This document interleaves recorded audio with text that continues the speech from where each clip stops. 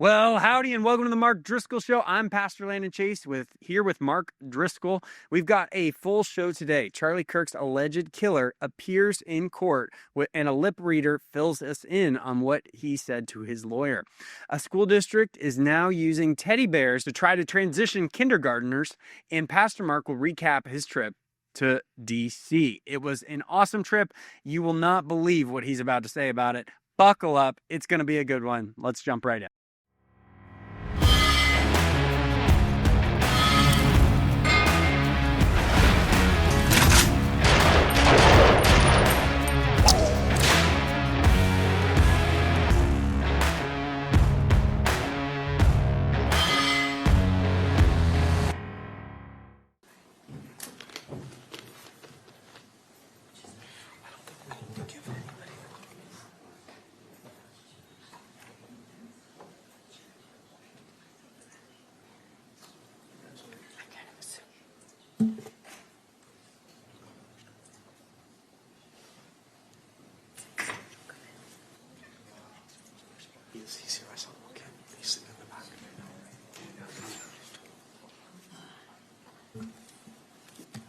Well, that does not look like an innocent man. No. If you're innocent, you're freaking out, you're anxious, you're defensive, you are not calm, you are not collected, you're certainly not smiling. Some of the conspiracy theories regarding the execution, the murder, the martyrdom of our brother, my friend Charlie Kirk, are just wild. First, why would a father turn a son in if he was innocent? I mean, you've got a son. Yeah. I've got sons. The last person to turn a guy in if he's innocent is his dad. I mean, you're sentencing your son to death. You're sentencing your son to death, and you're destroying your entire family's legacy and name and reputation. You're sending your entire family into a PR storm, a media nightmare. You're sending your family into hiding from, death threats and media. I mean, you're literally burning your entire family to the ground for generations. What father does that if it's not true? Mm-hmm. I mean, it's insane. And then to see the man, I mean, he doesn't look innocent to me. No. I mean, if I was an innocent man, I would be sleepless. I would be exhausted. I would be defenseless. I would be distraught. I would not. He looks like a guy who has no remorse, no regret, and Maybe enjoying. It actually seems like he is enjoying the attention that he has achieved and accomplished his mission.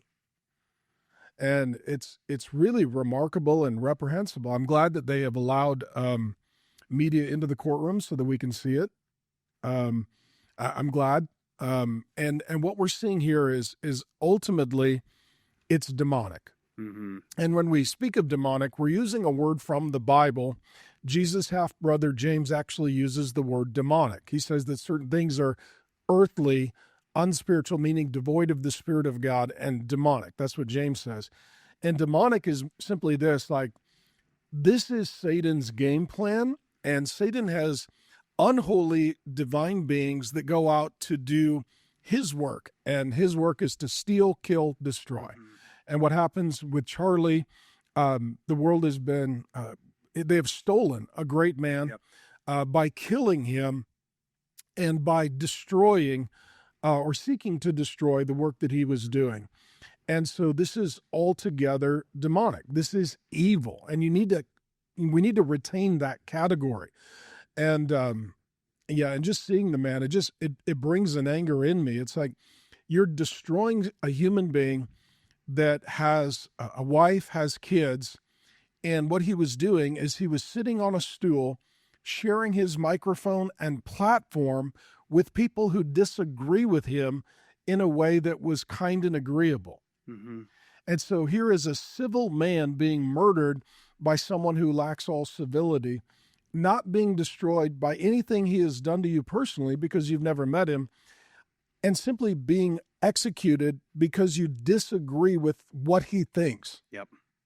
Yeah, it's such a struggle to, even grasp that Charlie's gone. Like, Yeah.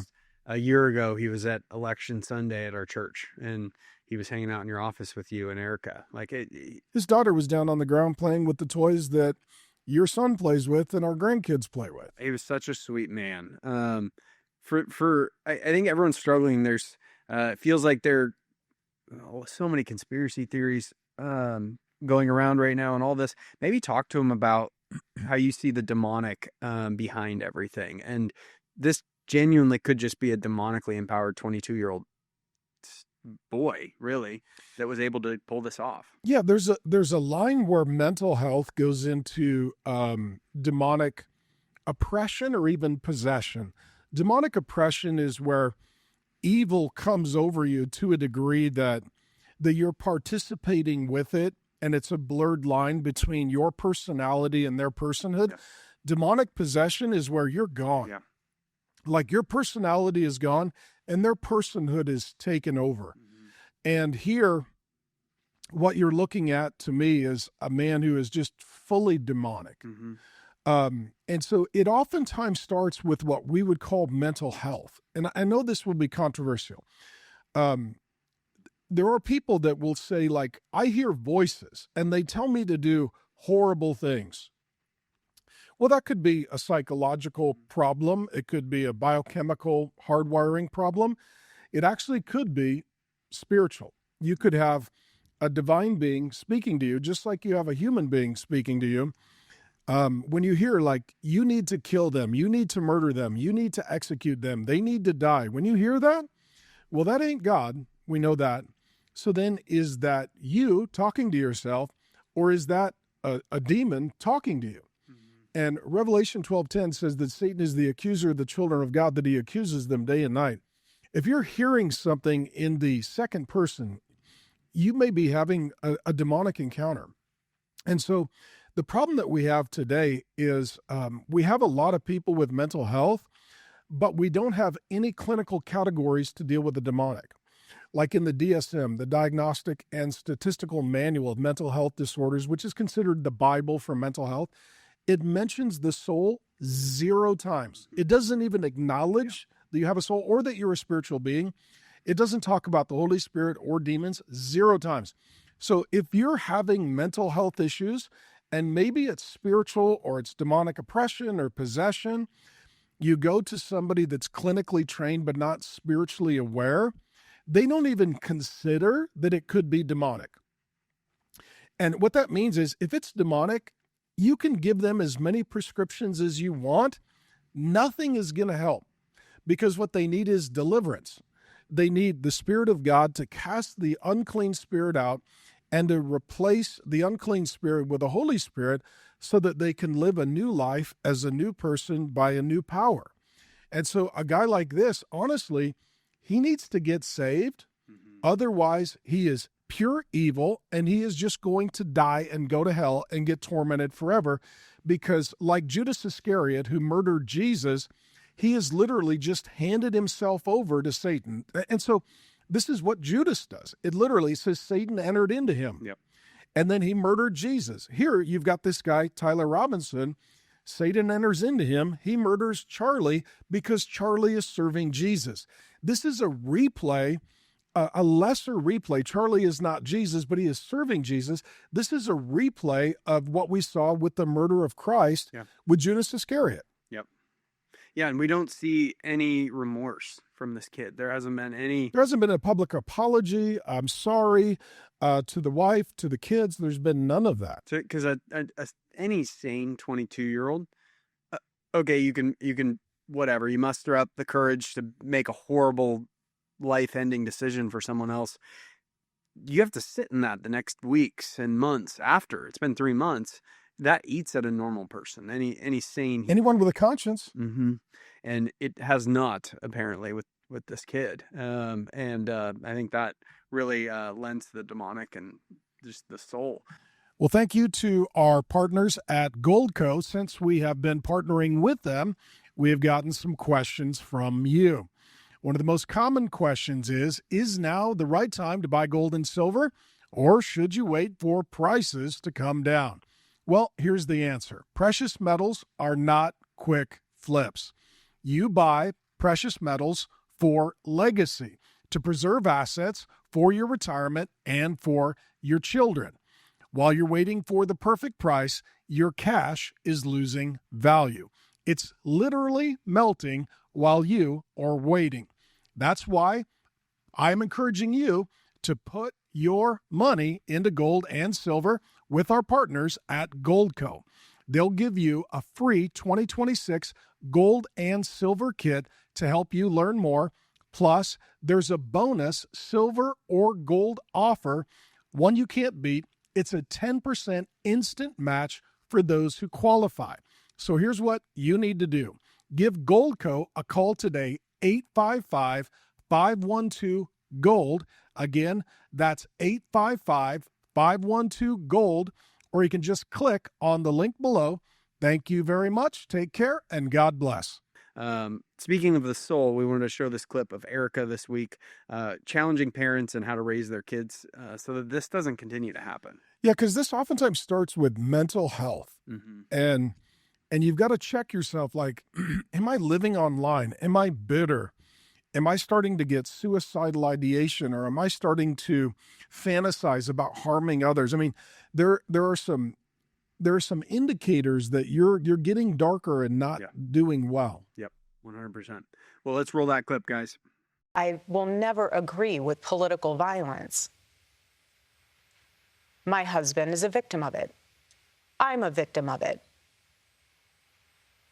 But what I'm trying to say here is that we can blame everyone else. We have to look in the mirror. When you become a father, when you become a mother, how are you raising your kids? Are you taking responsibility, or are you giving them a device and saying, go down that rabbit hole? I'm trying to go to Pilates class. You can just sit in the corner and look at your iPad or look at your phone and go down that rabbit hole and see what you can learn from that instead of being a parent. So my call to action from that is, parents, step up. Do you want your kid to be a thought leader or an assassin? That's where we're at. Do you think our political leaders have a responsibility to turn the temperature down right now? Well, I think everyone has a responsibility to do that, and I'm doing my part. I'm not in control of other people. Interviewer just takes it right back to the 10,000-foot view, and Erika's trying to get granular and deal with the parents. Yeah. Because that's where this stuff really starts. Because, I mean, we're raising a son. He's 2. He's awesome.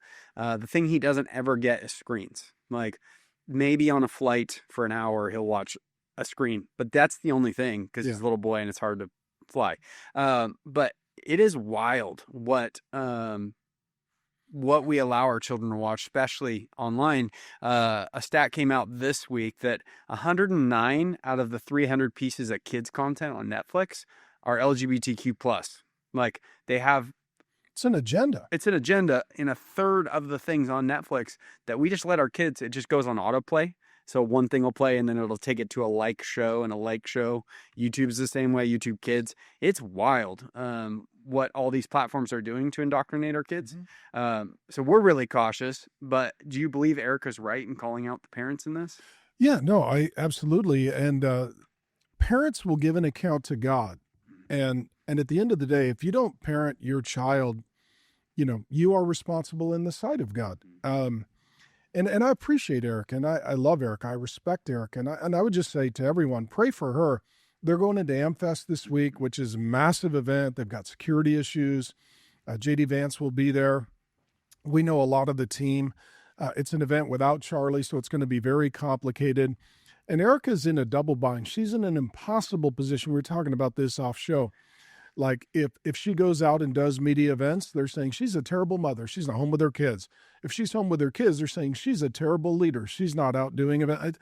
She's just going to get criticized either way. And she's a wonderful woman doing a great job under impossible circumstances. So pray for her and pray for her family and pray for her team going into AmFest. But statistically, we know that by the time a child graduates from high school, they spend more time on a screen today, substantially more time on a screen than they do in a classroom.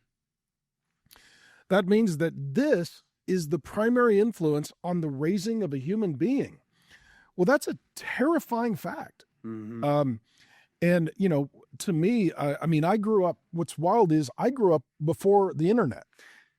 See, anyone my age is like, man, that would be really nice. Like, it's just a lot how much data we have all the time. Well, I graduated from college before the internet. I have a degree in communications before the internet. So like your generation and your son's generation, it seems normative. It's very new. And so from my perspective, we're running a massive psychological experiment. We have no idea what the outcome is. All of the early indicators are it's devastating and causes mental health, suicidal ideation, brokenness. And there is the more time you spend online and the younger you start, the worse your life and future. There is no indicator that it has any benefit. So do you think parents should be more cautious and concerned about Netflix than the Jews? Like, we're so worried about the big picture. Oh, the Jews are like all these, like Islam, all this stuff. Well, what about in your house? Yeah. That seems to be where Erika's taking it, where you preach a lot. Yeah, I think you've got to guard what comes into the technology of your home, especially when your children are younger. You've got to be very wary and careful at what age you give them a phone. A dumb phone probably today is a really good idea, so you can get them in case of an emergency. Yeah, and I would say too, when you send your kids over to someone's house, who is there? What is there? What are the ground rules? Like if you're sending someone over regularly to play at someone's house or for overnights, I mean, what are the rules there? What is happening? What is the exposure? We're living in a day that honestly is custom built to break and to create mental health for children. This is not a culture that is built to raise a child. It's built to break a child. So a parent that's letting their kids have a lot of screen time, including just like free screen time on Netflix, can that let the demonic into their kid's life? Absolutely, yeah. I mean, well, all of a sudden the child is probably getting a lot of anxiety. They're getting normalized sexuality and LGBTQIA, whatever the alphabet soup is. And also then, particularly with young boys, if they're into video games, now they're into pretty hardcore, realistic violence and shooting. So you put mental health, sexual perversion, and violence together. You're like, at an age when the brain isn't fully formed and can't really process, and now you're blurring the line between reality and fantasy. And then you add to that, let's say in video games, like chat rooms and interaction, and now you've got adults that are grooming them, and you've opened up a portal into complete demonic abuse and perversion. I mean, you've got gateway to sexual perversion, violence, adult coercion, dopamine hits on the front of the brain that isn't yet fully formed. And the question is, well, what does that child do? Probably nothing that looks like the fruit of the Spirit.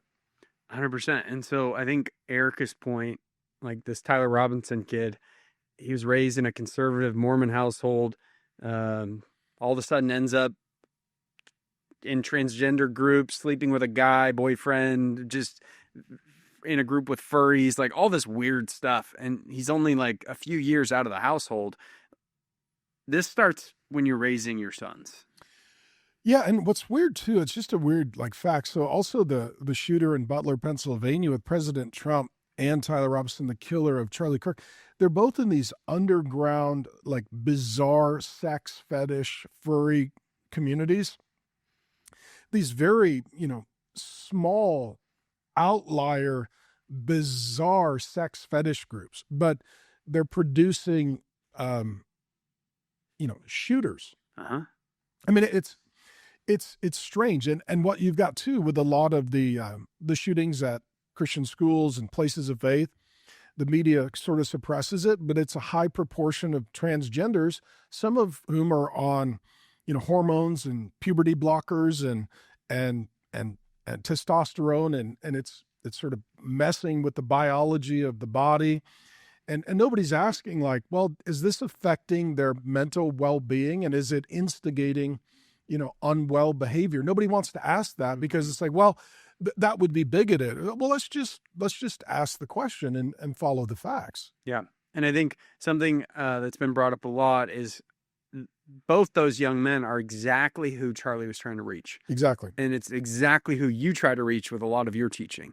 So to either of those young men, or a young man that is being radicalized right now that could go make this decision, if they were sitting in my seat, what would you tell them? Well, what is appealing to radical jihadist young men, what is appealing to radical anti-Semitic young men, what is appealing to perverted radical trans young men, the underlying issue for most of them is bitterness. They're bitter against someone or something. They feel like somehow someone or something has failed them and owes them, and so they get bitter. And bitterness is a deep demonic root. And Satan and demons, they get a foothold, the Bible says, through bitterness. So even if you feel that you've been wronged, you have to forgive, and then you need to choose as a man to press through that which you feel is unjust and wrong, and you need to press into your future, get through your bitterness so that you can move on to your destiny and your legacy. And so, whether it is the heterosexuals that suppressed you, or it's the Jews that have suppressed you, or it's, the colonialists that have suppressed you, whatever it is, stop being a damn bitter victim and a child. Grow up and be a responsible man. Press through whatever your excuse is. Go get a job. Worship Jesus Christ, repent of your own sin, take responsibility, generate revenue, be a positive contributor, stop just bitching like a baby, marry a woman, buy a house, have some kids, take responsibility, and be part of the solution, not the problem, and get off of the freaking internet with a bunch of other yahoos who are just bitter, spending their day bitching about what they should get, rather than getting off the internet and doing what they should do. Love it. Well, here at Real Faith, we are a Thor hammer. We're not big, but we make a big difference. We'd love to have you partner with us. You can actually text partner to 99383. Again, that's text partner to 99383, and you can help our little team make a big difference. All right, our next segment is it's a very similar topic. There was a tragedy this weekend, Hanukkah attack in Australia. It was I believe a father-son duo that was shooting up for more than 20 minutes without a confrontation, just a church gathering. So let's go ahead and roll that clip.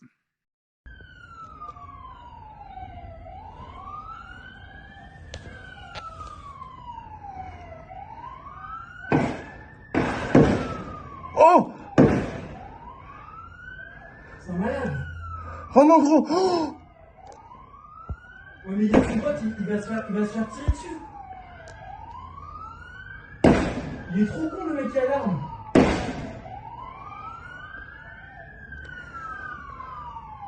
Very, very cool. So that guy jumped in, confronted him, stopped this incident, took the gun, probably should have pulled the trigger a couple times, but he was a little more restrained than that. Yeah. He was a Muslim man. This is wild. So the backdrop is, and I think the latest indicators are that 16 people were killed. That count could go higher. There's people that are injured. So the backdrop, it's the Jewish celebration of Hanukkah. And they're at Bondi Beach in Sydney, Australia. I've been there. Bondi is a historic beach, probably the most historic beach in all of Australia, in Sydney.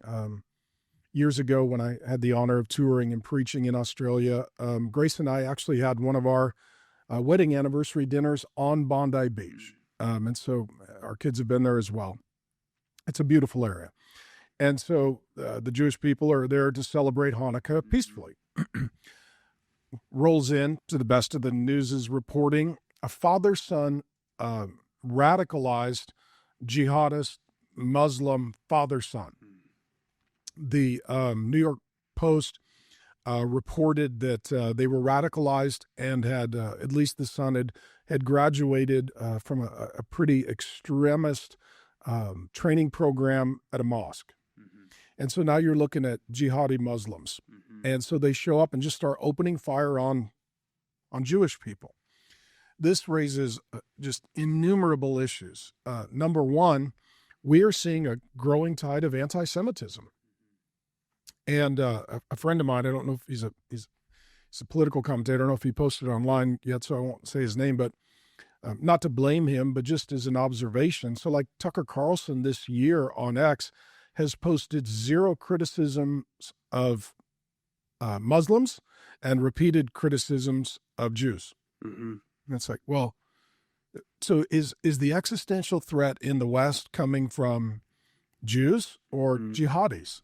Not just Muslims, but jihadis, those that are committed to violence and overtaking Western values. In addition, you're seeing on the fringe right an openness, especially among some younger far right people, just an open hatred of the Jewish people. Yep. Well, this is what happens when you overtly call a group of people evil, subhuman, then it becomes morally justifiable to destroy them. Yep. If someone is wrong, you disagree with them. If someone is evil, you have to stop them. Yep. And so, this is part of the growing anti-Semitism and the problem. The other issues you see here, you see the despicable evil when a father wrongly leads his son toward murder. Mm-hmm. A father can lead their son almost anywhere. You're a dad, I'm a dad. The thought of this being father-son is unconscionable. The amount of hatred and bitterness in that household to get him there is wild. This is a father-son duo. Mm-hmm. So this is unconscionable. But then this also exposes within Australia the real weakness of the government. So Australia is so woke, so progressive, so far gone culturally, it's almost hard to imagine. They don't have the freedom of speech, freedom of religion. They don't have the right to bear arms. It's not like America. It's very, very different. And so what you've got there as well, you've got the wokeness and the DEI initiatives are so great. Like, I don't know if we have it, but what's shocking is that they've taken away people's firearms. Mm-hmm. So these two guys are there. They're shooting for 20 minutes. Mm-hmm. 20 minutes, and nobody returned fire. It's wild. And the police are there. The police are there. You can hear, for 20 minutes, you can hear the sirens. The cops are surrounding them. No one is returning fire. No one is engaging or approaching. He doesn't have hostages or anything. He's just standing there with a gun. He's an open target. In America, we'd love that. We would take him down very quickly. Somebody would return fire. A veteran would approach. And what you've got surrounding this, I don't know if we have the clip, you have multiple female officers wearing bulletproof vests that are literally standing in the open in the surrendered position, not returning fire. This is what happens. See, because DEI, diversity, equity, inclusion, is in the name of tolerance and diversity, everybody should get the job. Mm-hmm. And there are certain jobs that only the people that can do the job. Mm-hmm. Like, if you're going to be a police officer, I don't want the 105-pound girl that when given flight, fright, or freeze chooses flight or freeze. I want the 250-pound door kicker whose grandpa was a gorilla that only does fight. Yep. When it comes to somebody that's going to be an air traffic controller, I don't think we should give the blind guys a chance just so that we're doing diversity and it's their turn. Yeah. It's insanity.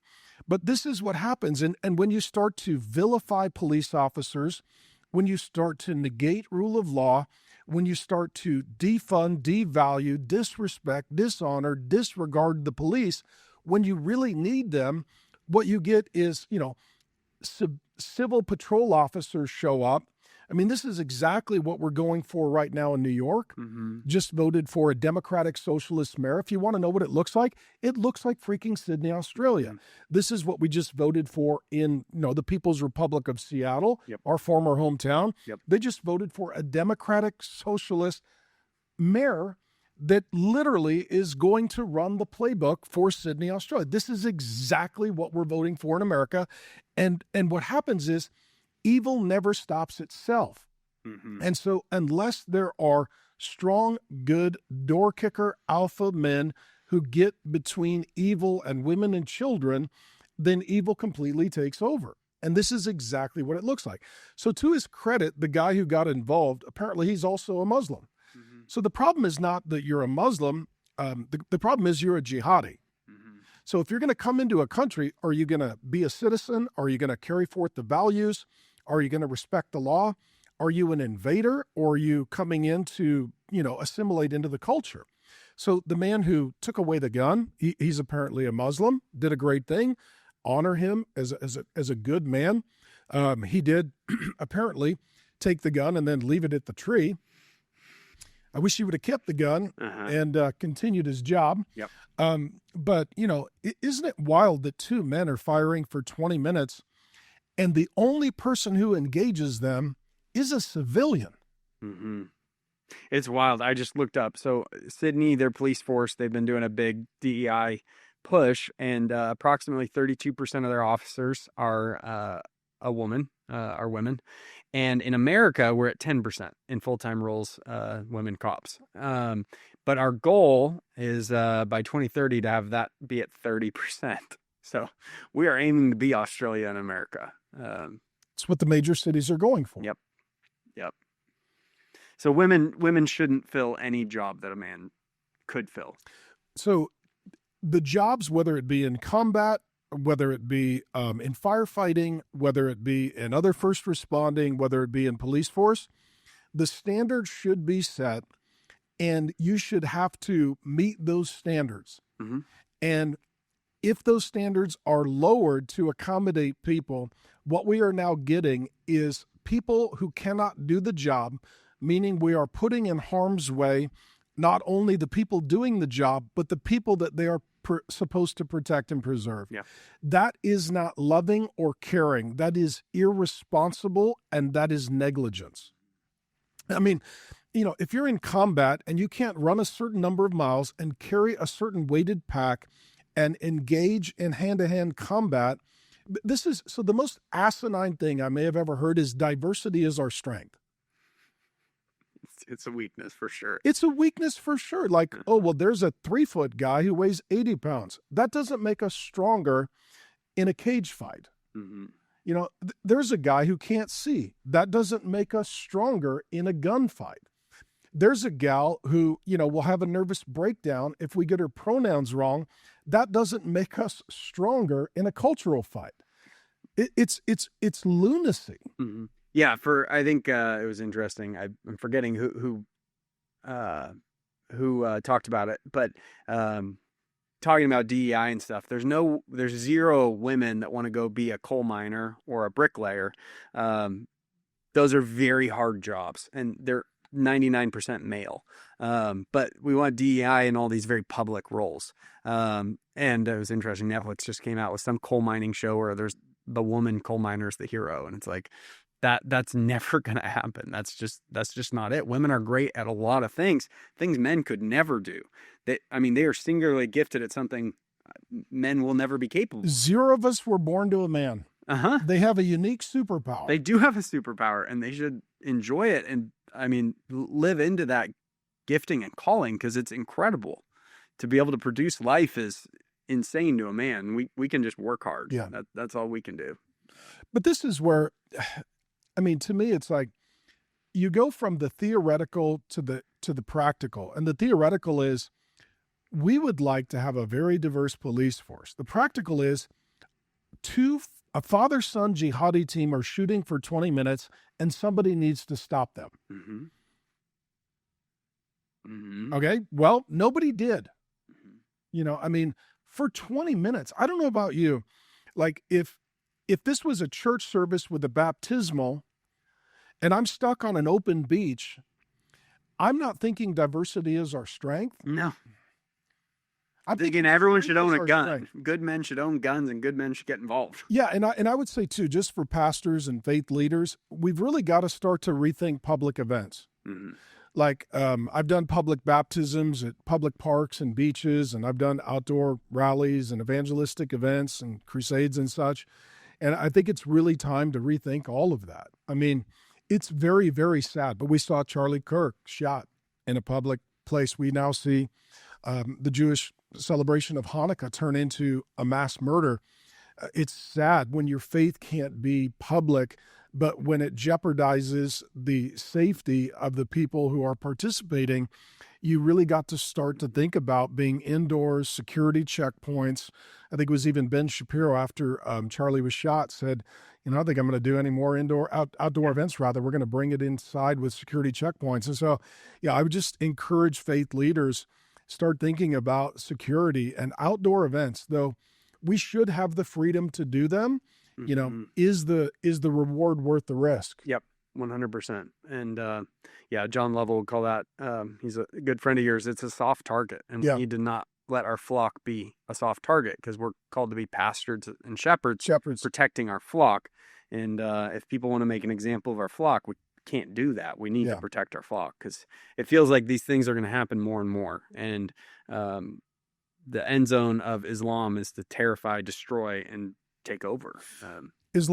Jihadi Islam is not a religion of proposition. It's a religion of imposition. Yep. It's convert or die. Yep. And those who don't understand that. And so again, you can be a Muslim and come into the country, but you can't be a jihadist and come into the country. And so here you saw a jihadi and a Muslim who is willing to be a citizen, and a jihadi who is ill-intended to destroy the very fabric of the nation of which they are a part. And so you've got to, even in your immigration, you've got to distinguish those two. Yep, 100%. And speaking of convert or die, in Seattle, there's been a big news story of these gender kit lessons developed for kindergartens.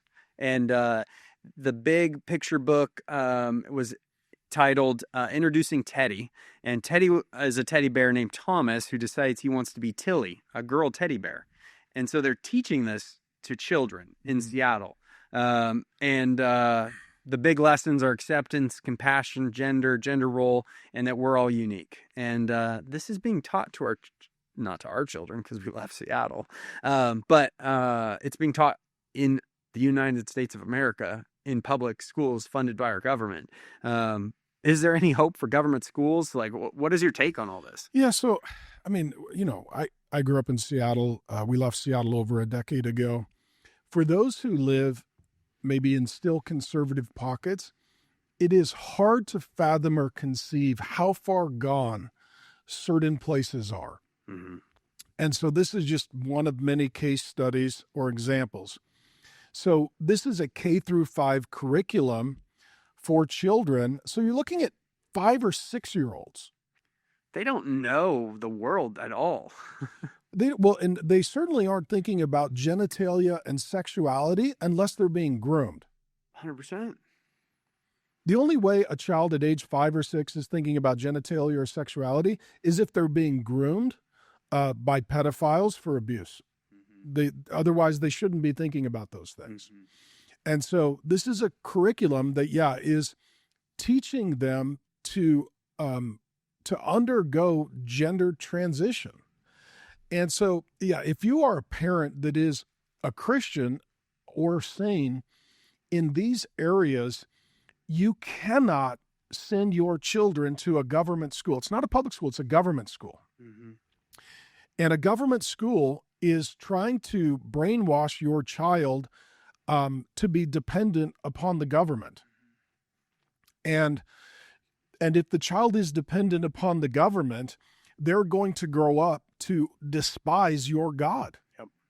And, we're seeing this right now in places like Seattle, where they voted for a Democratic Socialist mayor, and New York, where the goal is to have your child in a daycare run by the government, then go to a school run by the government, sexualized, traumatized, brainwashed by the government, then go to a college run by the government, then live in housing run by the government, shop at a grocery store owned by the government, have health care run by the government, travel on transportation run by the government. That's North Korea. Mm-hmm. There is no freedom because you are, from womb to tomb, entirely dependent upon the government. And so if you are a parent, you cannot allow your child to be taken hostage and captive by the government. And the goal of the government is to seize your child as early as possible, to cause them to be a dependent of the state for the rest of their life. Mm-hmm. And there is no freedom in that whatsoever. And so, this is your responsibility as a parent, but particularly as a father. It is a sin against Jesus Christ if you claim to be a believer and allow your child to be in any sort of educational system that has anything like this in the curriculum. There are various ways to educate your child, perhaps in certain places that are still conservative. There are options for your child in a government school that are run by Christians or conservatives that it wouldn't be a sin. But in many, if not most places today, this is not an open-handed issue. This is moved to a closed-handed issue, to where pastors need to start to rebuke the parents and their flock, and they need to start to draw hard, bright lines that this is a sin against God, because God is over government, and God has given children to parents, not to governments, and that ultimately the parents are responsible for the children. And when the children are given to the government, then the government is not responsible. God holds the parents responsible. Mm. And so, and if you're a parent and you don't have good educational options, you may need to consider homeschooling, or you may need to just move. Yeah. You need to move to a state that has school choice. And I was in DC this week, and somebody from the Department of Education came in for some 2-day event we had with pastors, and so they talked about the fact that they're in the process of trying to dismantle the Department of Education. Love it. And send all of the dollars back to the states where it should be. Yep. And that the Trump administration is going to be sending the funding back to the states, but the funding is only available for those states that have school choice. Mm. So if you move to or live in a state that has school choice, there's going to be financial opportunity for you to have options to choose how to educate your child. But if you're in a state that does not have school choice, there is no federal funding that is available to you. That's very interesting. So if you live in Texas or you live in Arizona, not only is it good, it's getting better. Mm. So this will blow your mind for my friends that are in Seattle and other places. Like in Arizona right now, it's $7,000+ a year per child. That's just given to you. That's given to you. You can use it for homeschool or a homeschool co-op. You can use it for a charter school. You can use it for a private school. You can use it for a Christian school. Mm-hmm. In addition, you could take the first couple $1,000s of your taxes and you can redirect it for someone else's child to use it for their school. Mm-hmm. So let's say you got 2 sets of grandparents through school choice. They could redirect their first few $1,000s of taxes. Let's say you're putting Cowboy in a Christian school. You could get $7,000+, and then we, as well as other relatives, could send the first $2,000 of our taxes into the school. You could pay for a really nice Christian school or a classic education or STEM education for your son, and it's no money out of pocket for you. And now the Trump administration is looking at adding federal dollars to that. It's awesome. And as a parent, you get to decide how your child is educated. Or you're in a state like Washington where they're going to brainwash your child. They're going to spend a lot of money on bureaucracy. The overwhelming odds are that the teacher is someone who hates your God and has no child and is going to brainwash your child to hate your God and is going to get paid a very large salary to do so. Adults are like, whoever you spend the most time with is who you become. Oh, they'll say that and send their kid off to hang out with some middle-aged woman that's a lesbian and not married. And it's like, oh, you want your child to spend 8 hours a day with her and come see you for an hour or two and do homework the whole time they go to bed every day for the next 12 years? That's a terrible decision. And I pulled the stats. Places like Washington, D.C., it's 18% of people are LGBTQ. And a place like Arizona is less than half of that. So And Wyoming is probably next to 0. 4%. Yeah, that's 4%. So this is not a biological reality. This is a mental health issue that becomes either accepted or rejected culturally. Natural selection would deal with the biological reality very quick on these things. That's why they need to radicalize our kids, because it doesn't They don't reproduce. make any children. No. So they need to steal yours. 100%. Well, and children too, children believe what adults tell them, especially adults in positions of authority. Yep. And so as a child, you're like, well, the adult is the teacher. They said so. It must be true. Until you grow up and you're like, yeah, the purple-haired transgender lesbian cat lady teacher is not right on things. Yep. 100%. 100%. Well, if you've been paying attention lately, you're probably feeling this way about the economy. It is certainly uncertain. Inflation, markets in question, talks of an AI bubble. Everything seems very confusing and also concerning. The question you're probably asking is my retirement actually safe? That's why I recommend diversifying with physical gold and silver from our new partners at Goldco. There's something different about holding a tangible asset. It's not just numbers on a screen that can vanish at any time. It's wealth that has stood the test of time for thousands of years, all the way back to the times of the Bible. Right now, Goldco has a massive offer for our listeners. They'll give you a free 2026 gold and silver kit to help you learn more. Plus, they've got a bonus silver or gold offer, one you can't beat, and that includes a 10% instant match for those who qualify. So here's what you need to do. Give Goldco a call today at 855-512-GOLD.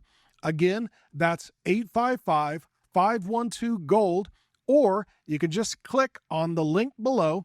Thank you to our partners at Goldco, and thank you for following up. Speaking of your DC trip, would love to hear, how was that? How did it go? And you were in DC all week. Yeah, I made some notes. My wife Grace and I went to DC this week. We've been getting invited for years. We've never went to DC. So we went for the week. We were invited by the National Faith Advisory Board, and we spent 2 days. The first day was at the Museum of the Bible. The second day was at the Eisenhower Building next to the White House. And so we were there at the request of Paula White and Jenny Korn, who lead the National Faith Advisory Board. So let me just take the hose and put it on the bee's nest. Let me just do that. Let's go. And so there are many online who are Christians that just have all kinds of terrible things to say. I really like both of those women, and I enjoyed my time with them. I find them to be very hardworking. They love Jesus. They are volunteering and unpaid and putting in an incredible number of hours and trying to do good things. And I appreciate them and I respect them. Some will criticize and say, especially Pastor Paula White, shouldn't be a pastor. There's a whole backstory to that. It's an open-handed issue. Everybody knows where I'm at on this issue. And I'm conservative on this issue and have not changed my position whatsoever. But I love her and I like her, and she's my sister in Christ, and I'm not going to fight over this issue. But what I do also know is there'll be some people who be like, well, she shouldn't have this position. Well, here's how you get this position. President Donald J. Trump chooses you. So that's how you get it. Yeah, for our reform guys, they should get that. Yeah, so if you're reformed, God apparently predestined her before the foundations of the world to be the National Faith Advisory Board leader. If you believe in the sovereignty of God, you got to just say, well, God and your sovereign providence. And if you're a meticulous providence, hard reform guy, you can't even complain. You got to just be like, Lord, it is your sovereign will. So there you go. You just got to eat what you cook. That's what you got to do here. And so the National Faith Advisory Board, it doesn't exist in every administration. The Trump administration has chosen to put faith at the center of the White House. So some administrations will put faith, in some secondary, tertiary position, off in some government building. In the White House is faith. representing issues for people of faith at the center of the administration, which is really good. Yeah. And this may shock people. Donald Trump does not come from the center of evangelicalism. What? Yeah, I know. It's shocking. It's shocking. He did not grow up on Veggie Tales. He didn't kiss dating goodbye. He wasn't afraid of being left behind. He's not sure what Jesus would do.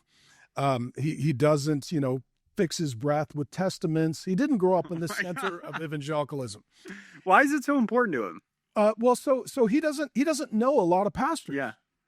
So a couple decades ago, Paula White just felt like, I'm going to start praying for Donald. She didn't know him. She started praying that she would get to know Donald Trump, and she wanted to share Jesus with him. Mm-hmm. And she got to meet him. Yep. And they struck up a friendship, and he trusts her. So she's been praying for him and sharing Jesus with him for decades. Yep. She didn't know he'd become president. She didn't know all of this. And he trusts her because she's been trustworthy. Mm-hmm. And so he says, hey, I trust you. Come to the White House.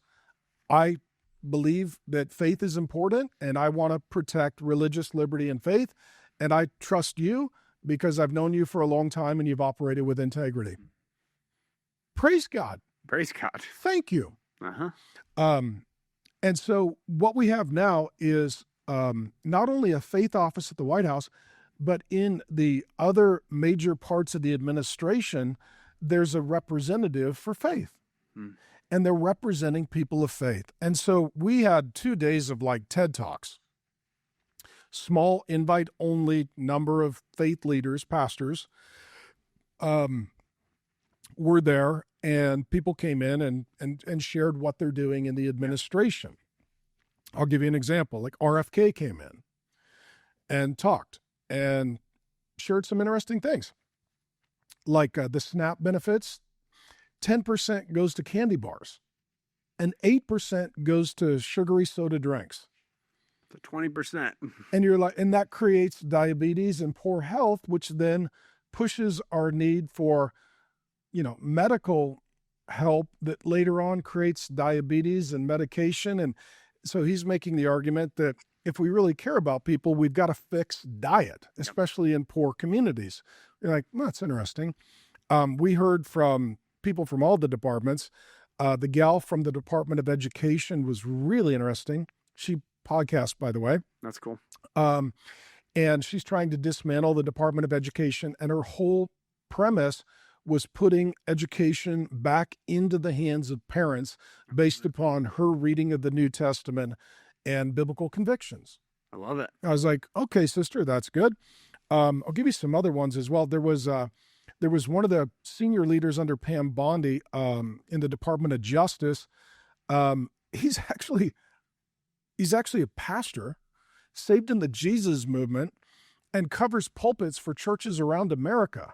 So cool. He's a preacher. I was like, well, that's pretty great.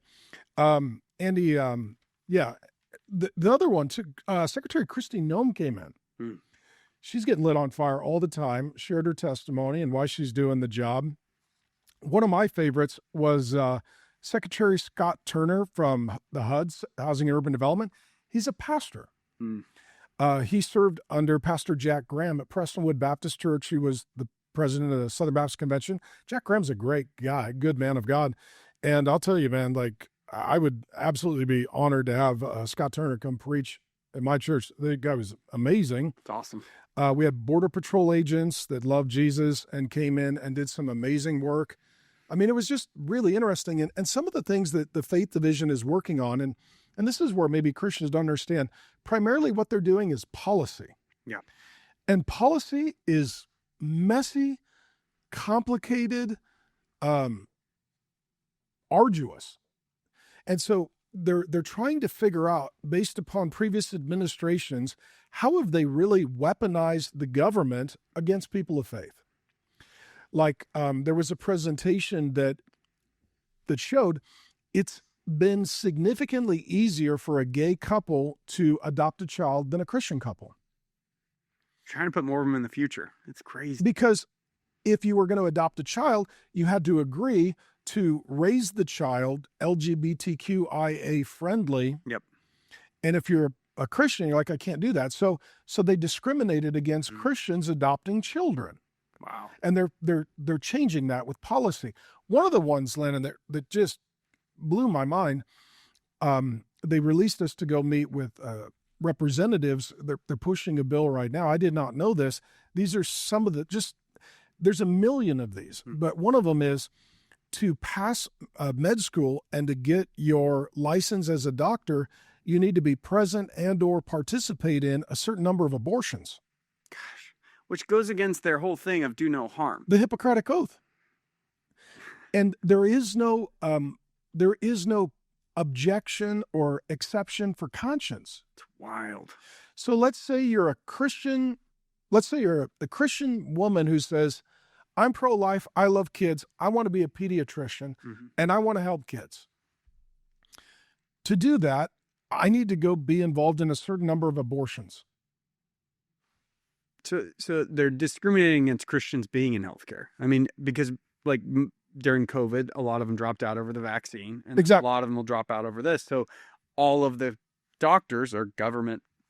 Yeah, that's So now the faith division is saying we need to overturn that. Yeah, and we need to say that there is an exception for people of faith who can't, because of conscience, be involved in abortions to get their medical license. Because it's murder. Wow. And so there's a million of these that they're involved in. And they were sharing all of the things that they're working on. And it was really encouraging. Should Christians be encouraged that Trump, Paula White, these people are surrounding themselves with good, godly pastors, men and women? Yeah, they're trying very hard. And I think if you're going to pray for something, a lot of what's happened so far is by executive order, but it needs to get cemented into law. And it feels like we've got about 9 months. Yeah. Because if the midterms don't go well, it seems to me like we're going to have 2 years of impeachment and lawfare. And nothing is going to get done. And so executive orders can be overturned day one if the next guy's a bad guy. And so you want to move from executive orders, which are temporary, to laws, which are more in cement. And so what they're doing right now, they're working to move executive orders into law. And so there's been over 200 executive orders, and over 150 of them have been moved into law. Okay. And so they're intentionally moving this direction. Yep. And so the Christians who you would naively be like, I wish somebody else was in there. It's like, no, you don't understand all of the important work that is getting done and the real close timeline of opportunity in which it needs to happen. And the number of faithful believers that are working so hard to do this and to argue over secondary issues and to miss sight of the necessity of the hour. What you're really looking, I mean, they were talking about too, like, I think they were talking about like 20 Catholic pro-lifers were arrested for silently praying outside an abortion clinic. Silently praying. Gosh. You're getting arrested for your thoughts. In America. We have freedom of speech and we have freedom of religion. We sure as heck have freedom of thought. Gosh. I mean, they showed that, that the government was listening to sermons of pro-life pastors and was actively, weaponizing the government against those who were faith leaders with pro-life views. Yep. And so you're at this point, and so people are like, well, we need to separate. Christians shouldn't be involved in government. And they kept saying, they said, politics matter because policy matters, and policy matters because people matter. Yep. That was the phrase throughout the week that made a lot of sense to me. Politics matter because policy matters, and policy matters because people matter. People live within policy, and if the policy is bad, it hurts people. Yep. So we need policy to be good so that we can help people. Yep. And so I overall was very blessed, very encouraged. I was very honored to be there. And the point of the time together, they said no video recording, so I didn't take any photos. I didn't take any videos. I honored all of that. there was time of worship that they said you could record, so some of that is online. But the point that was most emotional for me, I'll share in our remaining time together. So Sebastian Gorka is pretty well known, radio person, great voice from Hungary. I didn't really know his backstory. He's only shared his testimony, I was told, twice. This was only the second time. So he came in, and like I said, it was like a series of TED Talks over 2 days. And it was in the Eisenhower building. He came in, and he came up and he said, I never prepare my talk. I'm not sure what to talk about. He's like, okay, I'm going to tell you my story. And it was just impromptu. So he asked, what is your most important prized possession? And he talked about handguns, including one that was like the Miami Vice gun, and you'd love this, his 1966 Mustang, and like the things that were his prized possession. And how he sold all of them to take the job because it was a 90% pay cut. And he has overseen the arrest of over 400 terrorists, primarily jihadists, bad actors who got into the country and were plotting to kill Americans so far this year. And he gave us the why. And the why was that his dad was in Hungary and it got infiltrated with communists, Marxists, that were promising freedom and life for the citizens. And his dad was a young man in college and saw that it was all deception. And his dad was a Christian.